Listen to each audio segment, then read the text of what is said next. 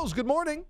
Good morning, DA. How you doing? I'm doing great, my man. Thank you so much for joining us as always. I always love our conversations. And coming out of the combine, Isaiah Simmons, do-it-all defensive player out of Clemson, making a lot of people's eyes wide with his number to the combine.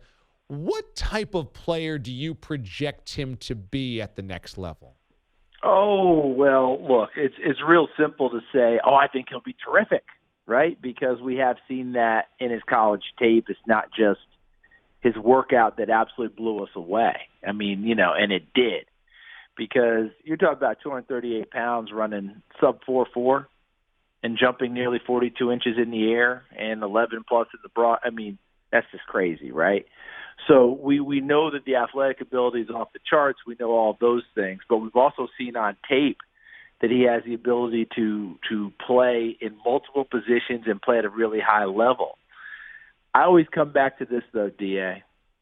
That's wonderful, and we saw it at the college level where he is a superior player and athlete, and he played in a Power 5 conference and played for the highest stakes, so we know he's not just doing it against people that are totally outmatched, but he's still playing against college kids. He's going to be an NFL player. Everybody out there that he's going to play against now is much more on his level. I'm always one of those guys that would tell a team, if indeed they were crazy enough to ask me, have a plan for him. Meaning, on the whiteboard, I can put him here, I can put him here, I can make him do this, I can make him do that. You know what I'm talking about, DA? And then after a while, what exactly is he doing? And I don't want to paralyze him with over-analysis of him having to think too much.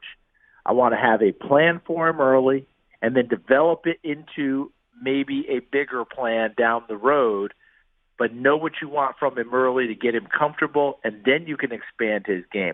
Ultimately, I think he's a will linebacker, a weak side linebacker, run and chase, make a ton of plays. He can cover tight ends, running backs, certain bigger slot receivers I think would work quite well for him. But I don't want him roaming around in the secondary at the same time he's trying to get comfortable playing outside linebacker and all these other things. I just think sometimes we get too carried away with what they can do rather than letting them do what they do really well early. Yeah, so I wanted to ask you on that point a bit of a larger question. There's this idea that maybe Isaiah Simmons is a symbol of the future, positionless football. You've got more space. Yeah. You can move guys around. He could be a linebacker. He could be a safety. He could be a slot corner. But is that realistic? Because haven't we had a bunch of guys that kind of fit that mold for a number of years, and it never really ended up being this is the wave of things that we do. It just were kind of like one and dones per year. Yeah, it's hard to find, DA. As you know, it's hard to find that package to be as much of a positionless player as we're talking about with Isaiah Simmons, because you're requiring, safety play, corner play, linebacker play in order to be positionless. And here's the other part, too. Okay, that's great. He's positionless. There are 10 other guys that have to make either adjustments or you got to fit around as well, right? So if he goes from this to this to this, do all the other guys have it in them to make the concurrent shifts if you're not subbing people out? And I don't know that we have as big a need for it in the NFL level, and this is going to sound – I hope it sounds the way I intend. What I mean is we don't have as big a need for it in the NFL because you can still substitute better than you can in college, right? In college, DA, how fast those offenses get to the line of scrimmage, how quickly they go. As fast as teams are playing in the NFL now, how many times have you watched a game and thought to yourself, my goodness, they'll never be able to sub anyone? Right. Rare, right? So it's just a little bit different there. And I still think you can get other people on the field. You can make other adjustments. You can do things. I'm not saying that there isn't a place for an Isaiah Simmons and a positionless player. And that just tells you the advance, too, DA, because a year ago, we wouldn't have called Isaiah Simmons a positionless player. We would have called him a hybrid. True. Now we've gone from hybrid to positionless players, and we just continue to have different words to manufacture it. But the kid is an exceptional talent. And it leads us to a lot of this. And I thought of Thomas Davis when he had a discussion with people before our broadcast. Remember, he came out of Georgia, and they were using him at safety and linebacker before he settled in the NFL and became a full-time linebacker. he thinks that's really Isaiah Simmons where he needs to go. And Isaiah Simmons himself has said, if there's one spot you want to pin me to, I think it's as a weak side will linebacker. And I think he's correct. Yeah, and it took him a long time in the NFL for the defensive coordinators to figure out the perfect spot for Thomas Davis.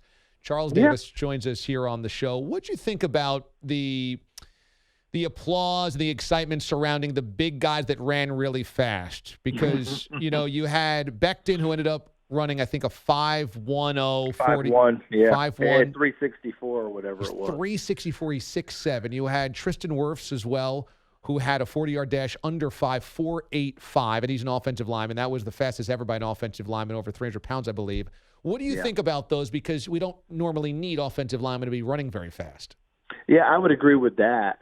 But we didn't get to see as much of Becton as we wanted to, although that seems like a misnomer as a guy that's 6'7", 364. We saw every bit of him, didn't we? Okay, so he is, to me, he's the human Richter scale. But we didn't get to see enough of him because he got hurt. Okay, he pulled up, so we didn't see him in the drills and the movement. Tristan Wirths, we did, and that was ridiculous. Yes, the 4.86, yes, the 36 inches at 300-plus pounds, and I think I said it on air. Remember Sonny Smith, the old basketball coach at Auburn, Coach Charles Barkley there? Uh-huh. You remember Charles was, 300 pounds a lot while he was in college. Right. And I remember Sonny's great quote was, we can't figure it out either. It's like something out of NASA, how something that big can go up in the air that high.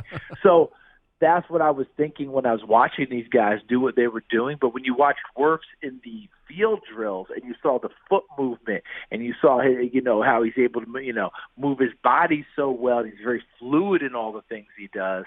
Becton shows that ability as well on tape.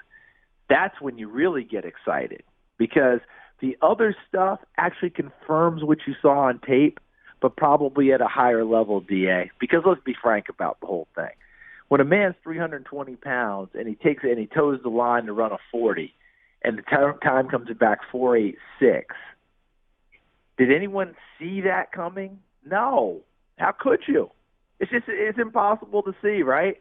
And we saw people, big people, run incredible times and all that, but how did they move? Because for me, it's this contrast. It doesn't always match up. Dante Olson, who's a terrific inside linebacker from Montana, you pop on his tape, DA, he's tackled everybody, including you and me, when he plays, right? Mm-hmm. He vertical jumped 42 inches, which I thought was phenomenal. My goodness. But then he only ran like 4.8. How does that match up? That doesn't match up. So that's what we have to do all the time with all this. You got to put the pieces of the puzzle together and what is truly important to you. But Wirths, he blew me away with every aspect of what I saw, and I think Becton was headed towards doing that before he unfortunately got hurt. Charles Davis joins us, NFL Network draft analyst after the scouting combine. Are you high on Jordan Love's ceiling? We talked to a couple of guys last week that thought that maybe Love's ceiling was actually higher than Justin Herbert's. Yeah, a lot of people feel that way. It's not an isolated deal. I don't know how much of that is posturing at this stage, DA, because I have a theory that every year we start, let's call it with the All-Star games and maybe even at the beginning of the combine, where we think people are going to go and how they're rated, right?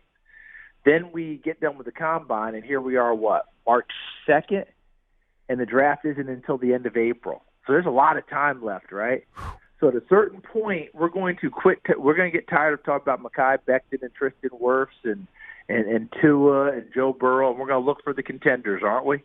Who are the other guys? And we'll talk about them, and we'll actually elevate them by our talk. And we'll actually talk about, could they possibly be better than these guys we've been talking about? And then we'll circle back around the draft time, and things will almost always settle right back into where we were when we began. So for Jordan Love, it's a little bit different because he hasn't been on our scene. He hasn't been on our radar. He's at Utah State.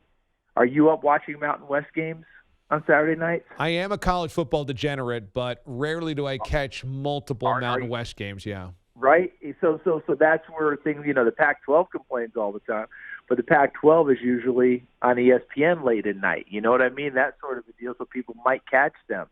This kid can play, but you have to decide to yourself when you watch him, 2018, 32 touchdowns, 6 interceptions, team won 10 games. All right? The next year, the team went to a bowl game, but he lost 9 starters. He lost his head coach, his offensive coordinator, et cetera, et cetera, et cetera. And he threw 20 touchdowns, 17 interceptions. Which kid do you think you're going to get? That's why I think a lot of people think the ceiling is high, because they think around better players, guys catch the ball. He doesn't have receivers who people are looking at for the NFL. My equation to that was Matt Ryan coming out. Remember DA? Mm-hmm. He threw a lot of interceptions his last year at BC, but he didn't have a single receiver that I think even went to camp. So that might be a little bit different as well. Yeah. Hey, before I let you go, Charles, I want to ask you, this is, I think, a cool debate, and it's the wide receiver debate here in this draft. Do you go with Jerry Jeudy, who is more of a big play guy in terms of his route running, or do you go with CeeDee Lamb, who might be the catch and run guy? Who do you think ends up being the more dynamic NFL wide receiver? Ooh, that's one of the great questions, isn't it? I have CeeDee Lamb rated slightly ahead of Jerry Jeudy. Jerry Jeudy's going to go into this the unquestioned best route runner in the entire draft. CeeDee Lamb came out of a program where running the routes and being as precise, probably not quite the same thing. And that's not a knock on Lincoln Riley and what they do. They will have routes and things, but I think for them it's find that open patch of grass, let my man get you the football. And as you said, catch it and go. And Lamb showed me, look, during the drills, it may seem like a little thing. You saw that big catch he made where he got both feet down, and he ended up tumbling and doing the forward roll and the whole thing. Awesome catch. They tell you all the time in this thing, the coaches down that field are telling these kids, stay off the ground. Don't go for the super diving catches. Don't do any of that nonsense. We don't want to get you hurt here. And he goes up and competes that way. There's something to that, right? Even though he knows that's what he's not supposed to do, he let his game instincts take over. Now, if he'd gotten hurt, would we all be calling him crazy for doing what he did? Maybe. But maybe we should also be going, something, the kid just competes full out. And that doesn't mean Jerry Jeudy doesn't mean Henry Ruggs doesn't mean Justin Jefferson doesn't, because I thought Justin Jefferson may have elevated himself more than anyone, because many of us were wondering just how fast he was. Well, guess what? He ran like a 4.42, which means he's not just a slot receiver now. He can live on the outside a little bit for me as well, even though he's going to do more of his damage in the slot. So we saw a lot of good things out of this combine. Maybe more athletes than we've seen in a long, every year I keep saying, is it going to get better? And it feels like it does. And this year I thought was exceptional. Hey, CD, we got a lot of Vols fans that listen to this show. You guys got a football program. Top 10 recruiting on National Signing Day earlier in February. What a good class that was for Jeremy Pruitt and a really good end of the season. Yeah, and that was a big one, as you know, because when you start losing to Georgia State, no offense to the Georgia State Panthers, I tipped my cap to them for the win when they did it, even though it killed me. And they went to a bowl game, then lose at home to BYU late. That season, the guys could have checked out. They absolutely could have, and the coaches could have checked out. Neither side did. And then to finish up how they did down the stretch and to come back and beat Indiana bowl game, a lot of optimism moving forward. I don't know that they were quite at Florida-Georgia level yet, but I think we're back in the fight. Agreed. Charles Davis joins us this morning here on the show. You watch him on the NFL Network this time of year because he's all over the NFL draft. You see him on the NFL on Fox during the regular season as well. You follow him on Twitter as well, at CFD22, for the latest around this time as we get ready for the draft. It's always great to catch up, my man. Thank you so much for doing it. I appreciate it. DA, thanks for having me as always. You take care of yourself. We'll talk down the road, I'm sure. You too, buddy.